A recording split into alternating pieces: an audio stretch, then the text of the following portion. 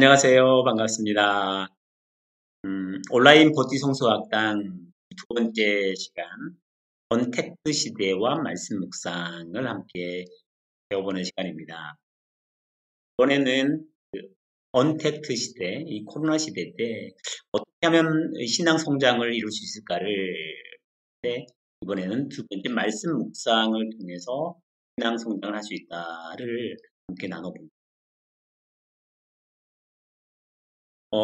이 언택트 시대, 코로나 시대 때 여러분 신앙이 성장하셨습니까?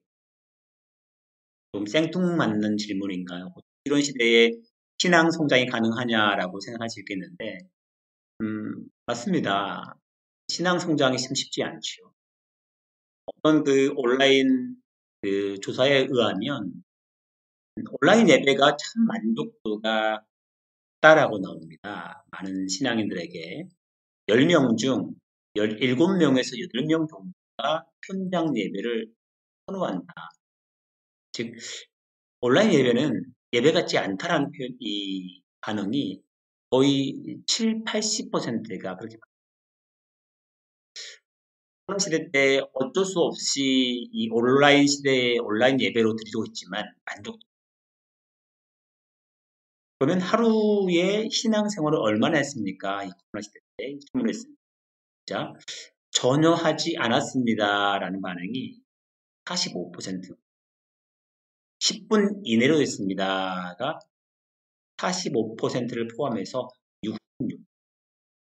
즉, 기도 생활 또 말씀 묵상이나 말씀을 읽는 것을 안 하는 사람들이 10명 중 6, 7명이 신앙 생활을 제대로 하지 못하는 겁니다. 그만큼 이 코로나 시대 때 신앙을 유지하는 거, 말씀을 묵상하고 준비하는 데 어려움이 많았다는 거예요.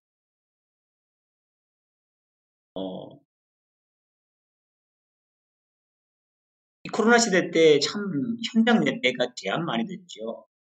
소그룹 모임도 못 모이고 또 순 모임도 중지되고 너무 많은 상황에서 신앙이 퇴보되는 것 같은 느낌이 들어요.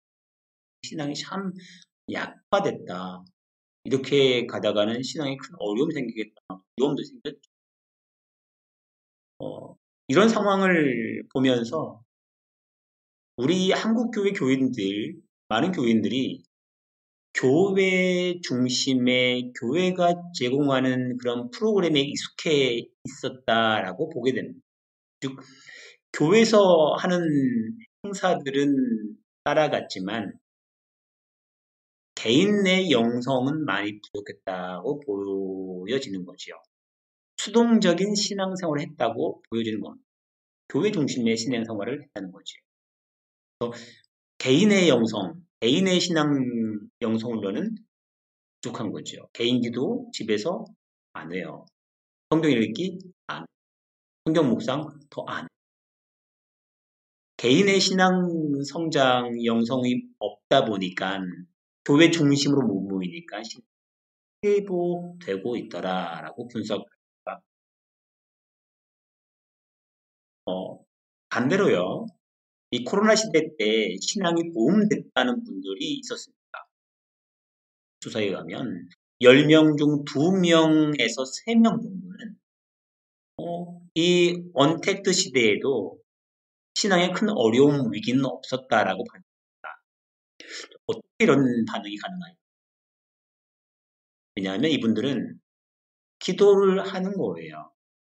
성경을 읽는 겁니다. 말씀을 묵상하는 거예요. 집에서, 혼자서. 자발적으로 자기 영성을 훈련하고 있는 분들은 이 코로나 시대에 신앙에 큰 위기가 없었다라고 고백을 합니다. 자, 여기서 뭘 우리가 볼 수 있을까요? 코로나 시대 때의 신앙의 관리, 정말 개인의 그 신앙의 성장인 예배, 설교, 다양한 것도 있지만 가장 중요한 것 중에 하나가 바로 개인의 자발적인 개인 영성 훈련을 통해서 할 때에 신앙이 성장한다는 것. 그리고 성경 통도 가장 중요한 묵상. 묵상하는 이런 개인 영성 훈련을 통해서 할 때 내 개인 신앙이 어떤 주변 환경의 어려움이 할지라도 성장할 수 있다는 거지요. 이거를 이번에 코로나 시대에 우리가 경험할 수 있고 배울 수 있습니다. 여러분 잘 아시듯이 그 유대인들의 그 역사를 보면 참 대단한 게 있죠. 유대인들은 기원전 587년에 바벨론에 의해서 나라가 망합니다. 나라가 망하는데 그 이후로 1948년도에 이스라엘이라는 나라로 독립하기 전까지 2500년 동안 전 세계로 나라가 없이 민족이 흩어집니다. 디아스포라라고 하죠. 전 세계로 흩어져서 유대인들이 살아갑니다. 그런데요, 2500년이 넘는 1948년도에 독립됐을 때에 유대인들이 하나님을 믿는 그 신앙은 철저하게 지키고 있었다. 2500년 넘는 기간 동안 믿음을 잃지 않았어, 신앙을. 하지 않습니까? 우린 지금 잠시 코로나로 인해서 1년도 채 안 된 시기에 신앙이 굉장히 흔들리고 어려움 겪고 있는데 유대인들은 나라를 잃은 지 2500년이 지나도 흔들리지 않고 더 견고한 믿음을 하나님에 대한 믿음을 견지하고 유지할 수 있었던 거예요. 그 비결이 뭘까요? 유대인들은 나라를 잃고 신앙을 지키고 유지하기 위해서 성경에서 철저한 부모를 통한 성경 교육을 시켰어요. 성경 교육. 어릴 때부터 아이들이 낳으면 그때부터 철저하게 성경 암송시킵니다. 4살부터 13살까지 모세오경을 계속 암송시킵니다. 유대인들은 금요일 가정 예배를 드리면서 이게 안식일 예배지요. 가족 부모와 자녀 사이에 율법을 암송합니다. 그 암송하고 그 말씀을 읽은 걸로 부모와 자녀 사이에 말씀을 토론을 해요. 말씀을 깊이 토론합니다. 그 말씀을 토론을 2시간, 3시간 해요. 부모와 자녀 사이에. 그 말씀을 삶 가운데 적용합니다. 이게 말씀 묵상이지요. 묵상하고 적용하고 이 자발적 영성, 자발적 신앙 훈련을 통해서 이 유대인들은 2500년이 넘는 기간 동안 나라가 없었지만 하나님을 향한 철저한 믿음을 유지할 수 있는 곳이라고요. 자발적 신앙 영성 훈련, 성경 훈련을 통해서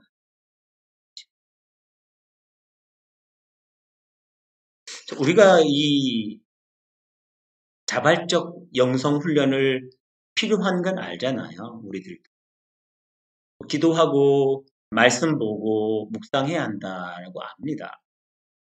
그런데 우리 신앙인들이 알면서도 안 해요. 관심이 별로 기도하고 말씀 읽고 묵상하는 거 관심이 있어요, 없어요? 별로.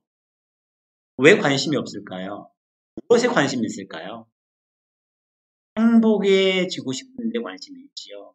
만족하고 행복해지는데 관심이 있습니다. 여러분, 무엇을 가지면 행복할까? 여러분, 무엇을 가지면 행복할까? 사람들은 4가지를 가지면 행복하다고 생각합니다. 그걸 4P라고 하죠. 첫 번째 P는 플레저를 가지면 행복하다. 두 번째는 프레스티지, 명예를 얻으면 행복하다. 두 번째는 파워, 권력, 힘을 얻으면 행복해질 거라. 네 번째는 프로퍼티, 부를 얻으면 행복해질 거라고 얘기합니다. 생각하죠. 이런 4가지 P를 얻으면 행복할 거라고 대중매체 세상은 계속 충동지라고 세뇌시키지요. 물론 이 쾌락, 명예, 권력, 재산 이게 우리에게 없어서는 안 될 중요한 것들이 맞습니다. 네? 정작 이것이 우리에게 행복을 가져다주는 핵심일까요? 우리는 그렇게 믿고 세상도 그렇게 믿고 따라갑니다. 하지만 이것이 우리에게 행복 자체를 주진 못하는 거 분명히 아시잖아요. 첫 번째, 쾌락을 얻으면 행복합니까? 쾌락, 맛있는 음식 먹고 싶고, 좋은 것 입고 싶고, 비싼 차 타고 싶은 그 쾌락, 욕구 있지요. 자, 이 행복해질까요? 그런 거 다 얻으면? 물론 행복하다고 느낄 수도 있지요. 하지만 재미와 편리함은 주는 건 맞지만 사람을 행복해 주게 만드는 것은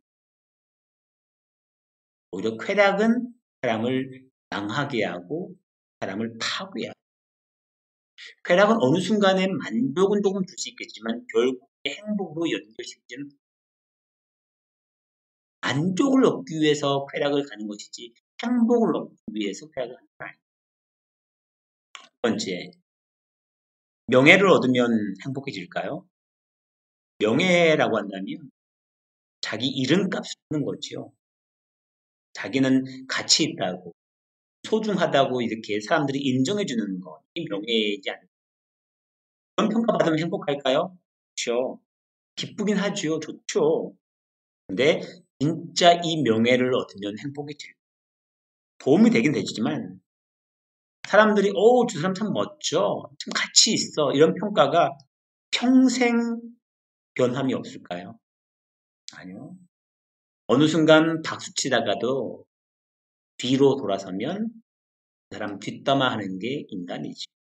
하는 명예를 얻는다고 절대 그것이 우리에게 행복을 주지. 흥미가 너무 많은 게 자, 권력, 힘을 얻으면 행복해질까요? 높은 자리에 앉으면 회사 CEO 되면 행복해질까요?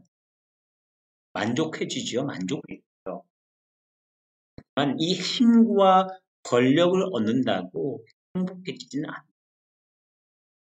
권력 있는 정치인들, 권력을 얻은 높은 사업가들이 행복할까요? 아니요. 오히려 그 힘과 권력을 쓰다가 다른 더 큰 힘과 권력에게 지배당하면 참 그때는 절망하죠. 권력은 자꾸만 행복을 주는 것이 예, 잘 사용할 때는 행복을 준 것 같게 하지만 행복은 이 권력에 사로잡히면 완전히 인간이 하게 되는 네 번째, 재산이 우리에게 행복을 가져다 줄까요? 사실 세상은 그렇죠. 돈이 최고라고. 돈밖에 없다고. 뭐니 뭐니 해도 머니가 최고라고 얘기를 하지요. 돈만 있으면 쾌락, 명예, 권력 다 살 수 있다고 생각합니다. 돈이 모든 걸 얻을 수 있는 키라고 핵심이라고 생각하죠. 근데 정말 돈과 재산이 우리에게 행복을 줄까요? 아시죠? 진정 돈이 행복을 줄 수 없다는 것. 최근에 우리나라에서 가장 부자인 분이 돌아가셨죠.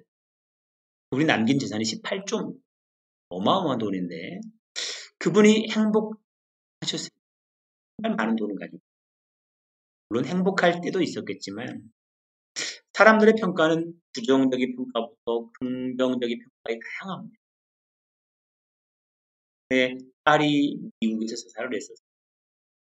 또 아들, 딸들이 다 이혼했습니다. 아무리 많은 돈이 있어도 자살, 이혼, 재산은 만족을 줄 수는 있겠지만 행복을 주지. 쾌락, 명예, 권력, 재산 우리에게 정말 만족과 동시에 행복을 가져다 주겠다는 이 생각이 뱃속같이 우리 속에는 있으니 계속 거기를 쫓아가는 것입니다. 그런데 분명한 것은 행복을 주는 게 아니고 약간의 도움은 준 것 같지만 진정한 행복을 주지 못한다는 것입니다. 그렇다면 진정한 행복은 어디서 올까요? 그리스도인들에게 진정한 행복은 어디서 오는 걸까요? 거기서 옵니다. 행복의 첫 번째 조건은 무조건적인 사랑을 받을 때 오는 거죠. 무조건적인 사랑받을 때. 사람은 누군가에게 무조건적인 사랑을 받을 때 행복함을 느낍니다. 여러분 그 사랑에 빠져본 적 있으시죠? 사랑에 빠진 사람들이 왜 행복할까요? 자신을 무조건적으로 사랑해주는 그 한 사람이 있기 때문에 자기를 무조건적으로 사랑해준다는 착각 속에 빠지니까 행복한 겁니다. 아이들이 행복해요. 우리 아이들이 너무 행복하게 느껴집니다. 왜 행복하게 느껴질까요? 무조건적으로 사랑해주는 엄마가 있기 때문에 행복하게 느껴요. 마찬가지로 엄마도 행복해요. 엄마가 왜 행복할까요? 아이가 엄마를 무조건적으로 사랑해주기 때문에. 그런데 부모가 자식을 무조건적으로 사랑할 수 있습니다.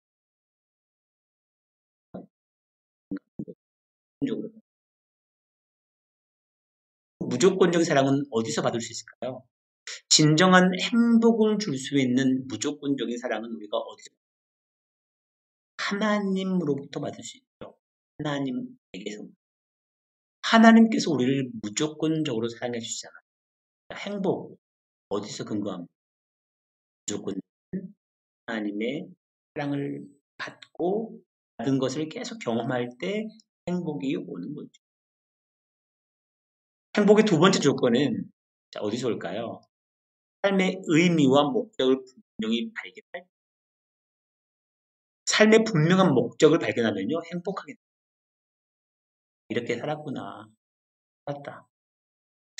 내 삶의 목적이 분명하고 내 존재가 참 가치 있다고 여겨질 때 그때 행복감이 밀려오고 바울 사도가 복음을 전하면서 목숨을 잃은 상황에서도 두렵지 않고 순교를 각오하고 복음 전합니다. 자기 삶의 의미와 목적이 분명했기 때문에 하나님 기쁨 되는 삶을 살겠다. 이 있는 삶을 살겠다라고 확신하니까 죽음이 두렵지 않은 겁니다. 감옥에서도 행복했는 겁니다. 그런 행복인 거지. 초대교회 때 또 일제시대 강점기 때 순교당하면서까지 신앙을 지켰던 분들, 믿음의 선배들이 왜 그들이 그 목숨 걸고 신앙을 지켰습니까? 삶의 목적, 분명한 목적을 알고 있었기 때문에 하나님 때문에 하나님으로 인해서 자기는 목숨 걸어도 아무 문제 없다는 기쁘다라는 삶의 목적이 분명했기 때문에 행복한 그런 기쁨의 삶을 살고 살아갔던 것이지요. 그겁니다. 진정한 행복을 만나려면, 진정한 행복을 경험하려면 우리를 무조건적으로 사랑해 주시는 하나님을 만나야 돼요. 또 그 하나님을 통해서 자기 삶의 의미와 목적을 분명히 깨달을 때 인간은 진정한 행복을 경험할 수 있는 거예요. 이게 우리 인간들이 하나님을 통해서 만들어진 인간들의 본능. 하나님을 통해서 우리가 행복을 경험할 수 있고 하나님으로 인해서 행복을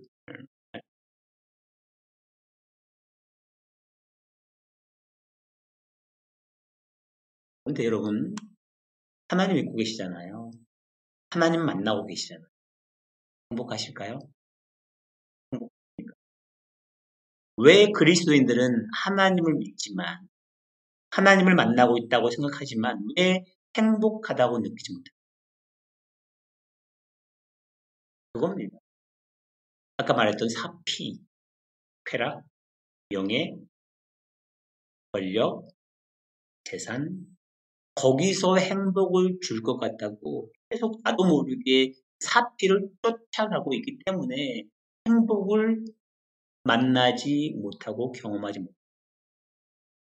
하나님보다 그곳을 더 찾기 때문에 행복을 만난 것 같지만 행복이 아닌 만족은 여기다가 금세 불안해지고 결국 계속 행복을 제대로 만나지 못하고 있어요. 그 링반대롱이란 말 들어보세요. 링반대롱이란 말은 그 야간이나 박천후에서 깊은 산속에서 이제 길을 잃잖아요. 그때 길을 잃은 상황에서 계속 길을 찾기 위해서 계속 어느 어, 산 꼭대기를 향해서 하늘을 보고서 아닌 어느 방향을 보고서 계속 찾아가는데 가도 가도 계속 한 자리로 돌아온다는 겁니다. 계속 제자리로 돌아오는 그런 현상. 이거를 링반대룬 현상. 무언가를 끊임없이 시도해도 계속 반복해서 실패하는 거예요. 그걸 링반대룬 현상이라고 합니다. 신앙인들이 성경을 통해서 하나님을 만나고 하나님 만나서 행복을 찾고자 하는 게 아니라 계속 인생에서 타피를 통해서 이 행복을 찾고자 하니까 행복을 만나지 못하고 실패하는 거죠. 이게 링반대룬인 거.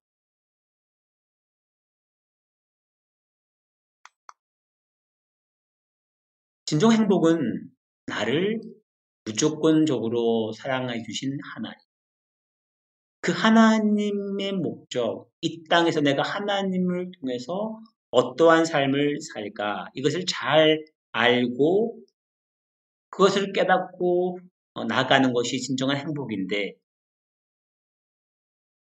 그 하나님을 우리가 알지 못하고 있다는 것.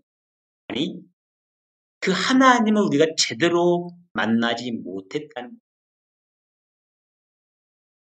성경에서 하나님을 행복을 주는 행복의 근원인 하나님을 계속 보여주고 계신데 우리는 하나님을 통해서 행복을 만나려고 하니까 하나님을 통해서 타피를 만나려고 했던 것이죠. 그런 행복을 찾지 못하고 계속 불안한 삶을 사는 링반대령의 삶을 살고 있지 않았을까 우리는 돌아봐야 한다는 거죠. 그래서 우리는 분명히 하나님, 행복의 근원인 하나님을 만나야 하고요. 아니, 제대로 만나야 하고. 하나님을 제대로 만나려면 뭘 해야 할까요? 성경을 읽어야 되고, 성경을 제대로 하나님을 만나기 위해서 성경 안에서 하나님을 제대로 하는 것이죠. 그래서 묵상하는 것이 중요하다는 거. 개인 영성 훈련. 내 스스로 하나님을 만나고 내가 직접적으로 하나님과 인격적인 만남을 갖는 게 말씀. 그래서 우리를 무조건적으로 사랑해 주시는 그 하나님, 내 삶의 목적을 분명히 알게 해주시는 하나님을 인격적으로 만나는 것이 바로 묵상이고 큐티인 것이죠. 이 묵상은 또 묵상하면서 성령의 임재 안에서 하나님과 매일매일 교제할 수 있는 은혜가 있는 거예요. 이 묵상을 통해서 하나님과 인격적으로 하나님을 대면에서 만나는 거죠. 사람 대 사람이 만나는 그런 느낌처럼 하나님을 만날 수 있는 것. 성경 안에서 말씀 묵상을 통해서 만나는 거죠. 이처럼 묵상을 통해서 변화가 되는 것이죠. 사람이.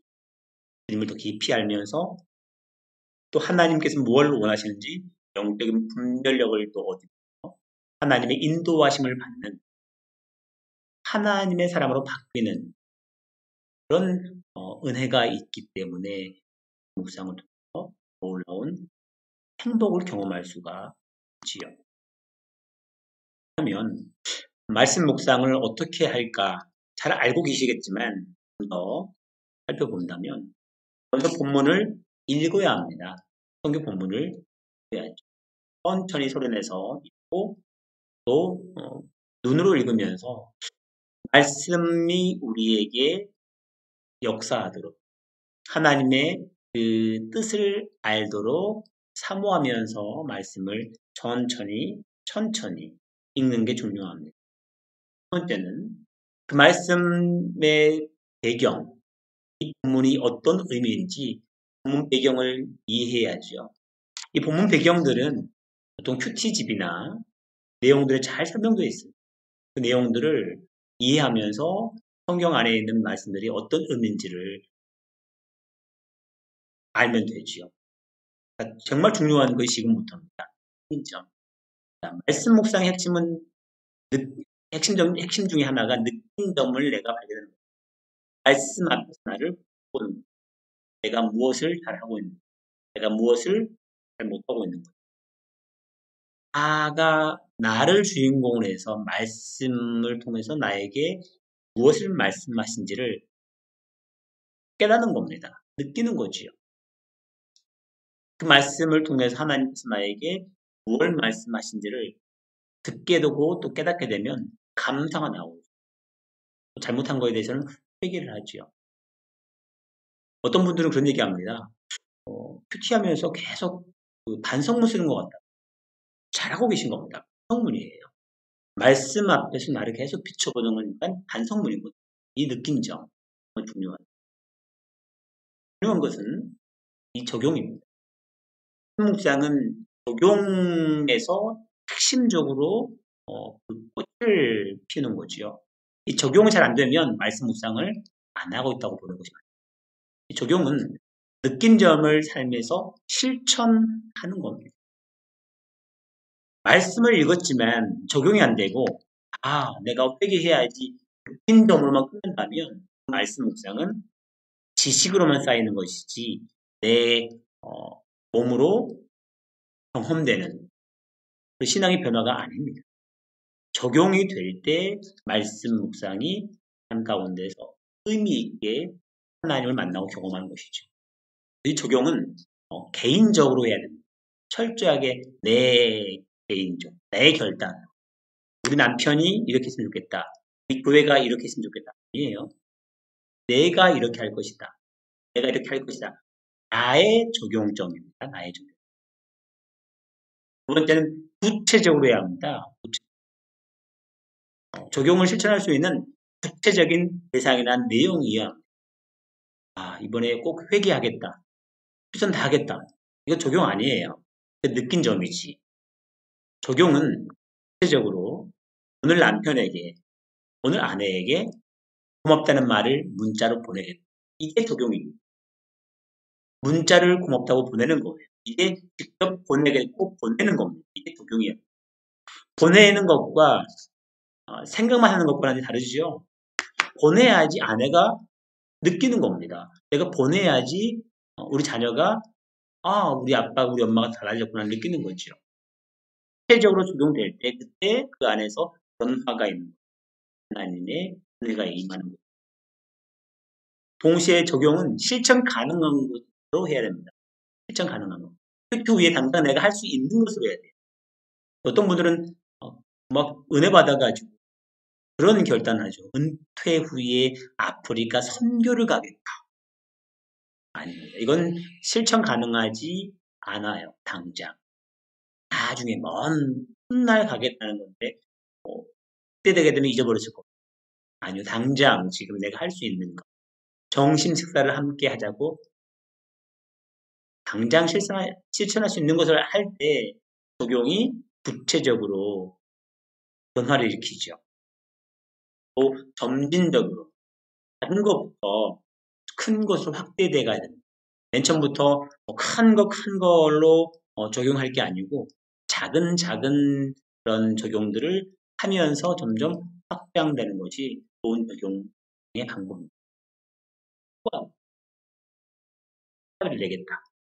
작은 변화를 통해서 적용을 할 때 그 안에 하나님의 은혜, 하나님의 함께 하심의 그 행복을 경험할 수가 있는 거예요. 마지막으로 그 적용했던 또 은혜들을 나누는 거지요. 카톡방에서 서로 이런 말씀의 은혜를 나눴습니다. 경험했습니다. 나누는 것이고 모임에서 이런 은혜들, 하나님이 함께 하심의 은혜들을 나누면서 진정 그 하나님이 나를 얼마나 사랑하시는지, 하나님의 그 말씀 안에서 내가 어떤 변화가 있는지를 성장의 과정들을 나누는 겁니다. 엄청난 은혜죠. 하나님 통해서 내가 알지 못했던 그 행복을 성경을 통해서 깊이 경험하면서 그동안 놓쳤던 행복의 그 핵심을 깨닫게 되는 거. 이게 어디서 와요? 말씀. 왜 행복하지 않아요? 말씀 묵상을 안. 이건 단언할 수 있는 겁니다. 말씀을 읽긴 읽었지만 깊이 내 삶 가운데 말씀이 나를 변화시키지 않았다는 거. 말씀 묵상하지 않았다는 거예요. 말씀 묵상하면 내가 달라집니다. 변화. 하나님의 그 역사심 통해서 행복하게 느껴지고 삶의 의미를 분명히 깨달으면서 진정 행복의 은혜를 경험하게 됩니다. 무디라는 그 부흥사 목사님께서 성경은 정보를 위해서 주어진 것이 아니라 변화를 위해서 주어진. 성경 지식을 얻기 위해서 성경 통독으로 하는 것이 아니라 변화, 삶의 변화, 하나님께서 원하시는 삶의 변화를 위해서 성경을 하는 것입니다. 성경 통독을 통해서 계속 하나님의 말씀 안에서 은혜를 경험하고 또 구체적으로 성경 묵상을 통해서 내 삶이 변화되고 내 변화된 삶을 통해서 가정 안에서 일터에서 교회에서 놀라운 하나님의 은혜의 강이 확장되는 겁니다.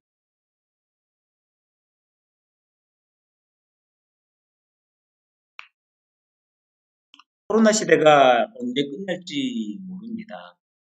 최소 내년 중반까지는 간다고 하는데 더욱더 코로나 시대 때 집에다 많이 있고 또 개인적인 모임 같고 또 개인 시간 더 많이 있지 않습니까? 그러니 더욱더 할 수 있는 것은 개인 영성 훈련이 필요합니다. 말씀 묵상이죠. 말씀 묵상을 통해서 자발적인 영성 훈련을 통해서 진정한 행복의 근원, 하나님 만났더니 하나님 말씀 알았더니 하나님이 나를 무조건적으로 사랑해 주시는 이게 행복이구나라고 경험할 또 내 삶의 목적이 내가 원하는 삶이 아닌 하나님이 원하는 삶으로 살아갈 때 진정 행복하다는 것을 새롭게 깨닫는 은혜, 말씀 묵상 통해서 온다는 것을 기억하시고 말씀 묵상을 통해서 진정한 행복을 경험하는 은혜의 시간. 코로나 시대가 오히려 내 신앙을 성장시키는 기회가 되기를. 어떻게 하면 성장할 수 있다고요? 개인 영성, 자발적 개인 영성 훈련도 분명 코로나 시대뿐만 아니라 코로나 시대가 끝나도 계속 이 말씀 묵상을 통해서 내 신앙은 성장하고 행복의 근원은 바로 하나님이라는 것을 그 놀라운 은혜가 묵상을 통해서 깨닫게 되고 이루어지기를 소망합니다.